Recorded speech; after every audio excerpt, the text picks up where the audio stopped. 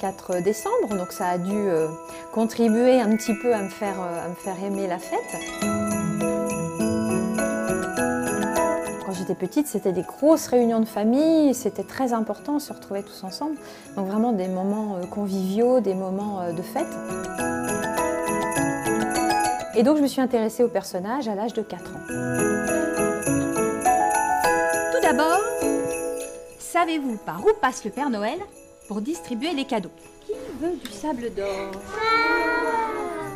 Alors le rôle de Mère Noël, il est arrivé il y a une dizaine d'années à peu près. C'est sur la demande d'une amie et elle dit on voudrait une petite animation de Noël en costume et donc c'est parti comme ça. Alors la première année, ça a été juste un manteau rouge que j'ai bordé de fourrure bricolé un petit peu à la va-vite et puis l'année suivante, j'ai investi dans un vrai costume aux États-Unis pour me glisser dans la peau de la vraie Mrs. Claus, Madame Noël en français. Aussitôt fait. En quelques instants, le Père Noël et tous les lutins étaient arrivés chez le marchand de sable qui dormait profondément. Effectivement, ce sont des contes que j'écris parce que je n'ai pas voulu utiliser les contes d'autres personnes. Chaque conte amène une chanson de Noël en français. Les enfants sont invités à chanter, à jouer des petites percussions. Quand tu descendras du ciel. J'ai eu quelquefois des réflexions en me disant mais la Mère Noël, ça n'existe pas. Or, si, on sait que le Père Noël a des origines extrêmement anciennes, dès l'Antiquité. Madame Noël, c'est une invention américaine dans les années 1860, c'est beaucoup plus 1850, c'est beaucoup plus récent, mais elle existe. Et elle a du mal à se faire sa place en France. Je peux te faire ton bisou quand même? Il y a deux clichés. Il y a le premier cliché, c'est la Mère Noël sexy. Et alors ça passe pas. Et deuxième cliché, effectivement, la femme au foyer qui n'a d'autre tâche que de faire la lessive, le ménage. Et j'ai envie de lui donner un petit coup de modernité en montrant qu'elle est capable de faire d'autres choses, cette dame. Une femme dynamique, qui chante, qui raconte des histoires. Moi, c'est comme ça que je la vois. Je n'ai qu'un souhait pour Noël, un seul présent dont j'ai... Dernier week-end de novembre jusqu'à la veille ou avant-veille de Noël, c'est non-stop tous les week-ends. Il y a quelquefois des mercredis. Alors ça peut même arriver de faire des spectacles en semaine pour les EHPAD, les choses comme ça.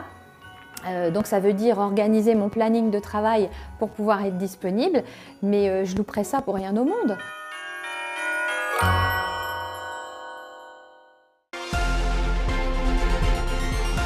Bonjour, soyez les bienvenus chez la Mère Noël. Je vous invite à entrer et à regarder les décorations.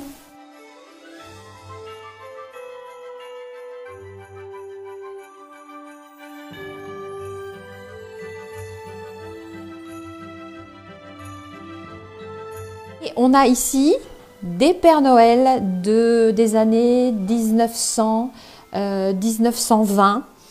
Celui-ci en plâtre, 1900. Alors il est ébréché, mais bon, voilà, il a vécu. Et on a un moule à chocolat de 1898.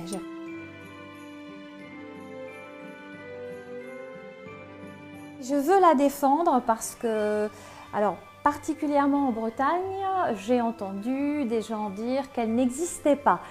Ils se trompent. Elle est là. Elle est là, elle existe.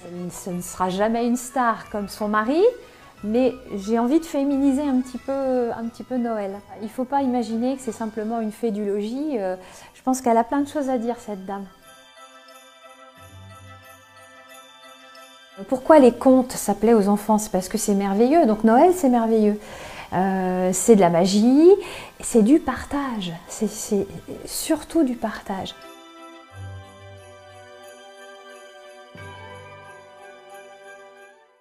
Vivre en Bretagne, à la Mézières précisément, c'est à côté de Rennes. Chez elle, tout est aux couleurs de Noël et du Père Noël, dont elle collectionne les figurines. Elle en a plus de 600 déjà. La Mère Noël, alias Muriel Jory, qui a développé cette passion toute petite. Je suis champenoise, je suis née à Troyes dans l'Aube. Ça fait quand même presque 20 ans qu'on est en Bretagne. Et je vous avoue que quand on est arrivé en Bretagne, je me suis dit, Noël n'a pas la même importance et je ne vais pas dire que je souffre de ça, mais je rame un petit peu pour essayer de répandre un peu de magie de Noël parce que je trouve que vraiment en Bretagne ça en manque cruellement. C'est vraiment du partage, c'est de la magie, c'est du plaisir, c'est quand on voit les enfants y croire, quand on leur raconte des histoires et qu'on voit les yeux qui brillent, ben on a tout gagné. On part à la rencontre de la mère Noël ce matin, Justine. Saviez-vous qu'elle habite en Bretagne, précisément à la Mézières près de Rennes? Alors son vrai nom, c'est Muriel Jory et elle voue une passion au Père Noël depuis qu'elle est toute petite. Ça se voit d'ailleurs dès qu'on entre chez elle, Jean-Michel Naga. Oui, quand on entre dans le salon de Muriel, on trouve des Pères Noël de collection dans toute la pièce. Des Pères Noël qui viennent pour beaucoup des USA. Il y a des petites choses aussi qui viennent d'Allemagne et d'Angleterre. C'est un peu encombrant. Et encore, ce n'est qu'une toute petite partie de sa collection. Là, il y en a un petit peu, mais il y a une pièce dédiée à ça à l'étage où tout est empilé dans des cartons et ça va jusqu'au plafond. Au total, Muriel possède plus de 600 pièces de collection, des automates, des figurines, et certaines s'imposent juste à côté de la cheminée. Le Père Noël géant, 1,80 m, un peu impressionnant. Je vous avoue que les petits en ont quelquefois un peu peur. Accompagné de son renne, jeune reine mais taille réelle. Et qui bouge. Et qui fait aussi de la musique.